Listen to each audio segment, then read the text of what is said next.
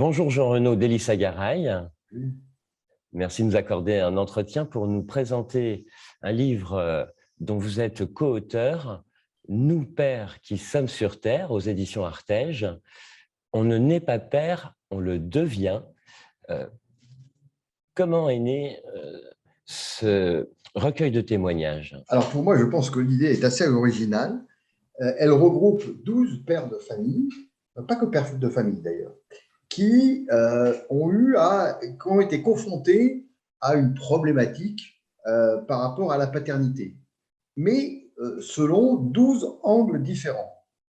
Et donc, ces 12 pères témoignent de la manière dont ils ont eu à vivre cette paternité, parfois un peu douloureuse, un peu mouvementée. Et je pense que ça fait l'originalité du livre.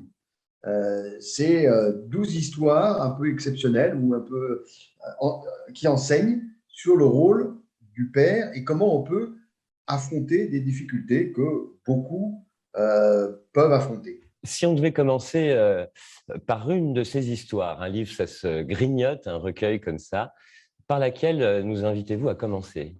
Pardon, la solution de facilité serait la mienne, évidemment. Mais moi, j'ai été, voyons voir. Il y en a plusieurs qui sont assez passionnantes.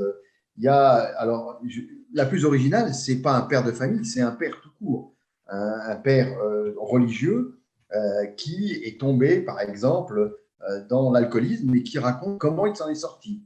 Autre exemple, un père de famille qui est interrogé par sa fille, ou son fils, je ne sais plus, hein, excusez-moi, qui lui dit: mais papa, ton nom est apparu dans la presse, dans l'histoire du Monseigneur Barbarin, comment ça se fait? Et il s'adresse à son fils ou à sa fille, excusez-moi, je ne me souviens plus, en lui expliquant, en tant que père, comment il a été confronté à ces problématiques, comment son nom est apparu dans la presse. Voilà, il y a des pères qui ont adopté des enfants, mais des enfants fragiles.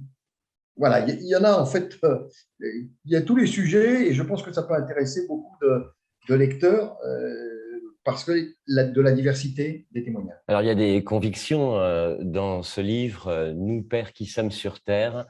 On ne naît pas père, on le devient, aux éditions Artege. Comment fait-on pour donner ce que l'on n'a pas reçu? Quand on n'a pas eu de père, est-ce possible de devenir père vraiment pleinement? Et, et puis, une deuxième conviction, c'est que les pères, aujourd'hui encore, ont un rôle important à jouer.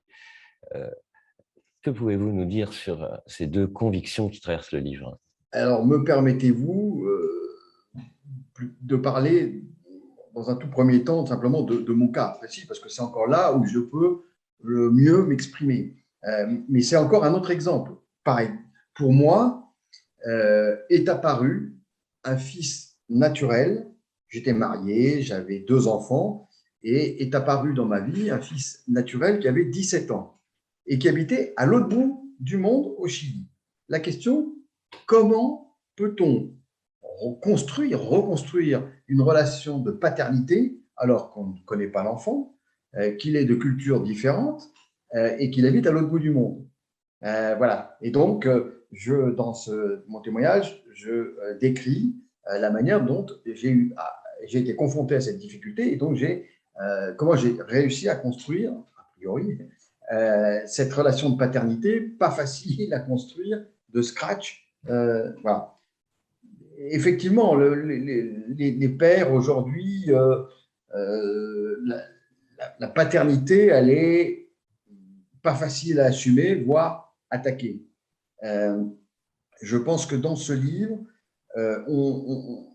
j'allais utiliser un mot un peu spécial, utiliser des recettes. Ce n'est pas vraiment des recettes, c'est des exemples qui peuvent, de là où on est, donner du courage pour affronter, parce que voilà, d'autres ont traversé ces épreuves. Ça peut donner du courage, ça peut donner éventuellement des idées. En tout cas, ça peut insuffler un dynamisme là où il n'y en a plus, parce qu'on est submergé par la difficulté. Et vous-même, dans votre parcours, comment est-ce que la paternité de Dieu vous a soutenu pour devenir père? Alors, la paternité de Dieu, question pas facile. C'est vrai, alors je vais vous raconter une anecdote qui peut répondre en partie à votre question. On est parti au Chili avec ma femme, mes deux enfants qui avaient 10 et 11 ans, pour découvrir tous ensemble, d'ailleurs, c'est mon fils. Donc, je n'étais pas moi tout seul à le découvrir et à faire sa connaissance. C'est toute une famille qui arrive au Chili pour rencontrer mon fils qui s'appelle Vicente.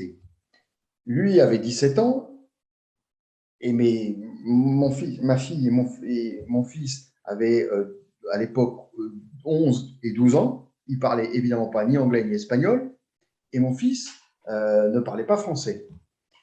On s'est rencontrés en 2 jours. J'ai vu une fraternité se créer de manière absolument incroyable. À tel point que la mère de Vicente, chilienne, est venue nous voir. Cette mère avait eu 2 filles après m'avoir rencontré. Mais jamais il s'est comporté avec ses 2 sœurs comme il s'est comporté avec les enfants. Je veux en venir au fait que cette paternité, on ne la maîtrise pas forcément tout le temps. Il y a des choses qui nous dépassent complètement. Là, en l'occurrence, ce qui s'est passé entre les enfants, c'était mes enfants, pas d'un même mariage, enfin, d'une même femme, mais, la paternité a pris toute sa beauté en voyant des choses qui me dépassaient complètement. Moi, mes amis, en rentrant en France, m'ont demandé: t'as fait un test ADN? J'aurais dit non. Le test ADN, c'était comment les enfants se sont reconnus immédiatement, nonobstant les ressemblances physiques avec moi. Et donc, quand je dis qu'il y a quelque chose qui me dépasse, ça vous oblige à remonter d'un cran votre propre réflexion sur la paternité et donc de mieux comprendre ce qu'on peut découvrir à travers, évidemment, les Écritures, notamment la Bible, sur ce qu'est la paternité de Dieu vis-à-vis de tous ces enfants que sont les hommes et les femmes. Et donc, ça aide, moi, ça m'a beaucoup aidé à mieux comprendre, j'exagère peut-être un peu, mais le message subliminal qu'il peut y avoir dans les Écritures sur cette relation dont vous parlez avec le Père.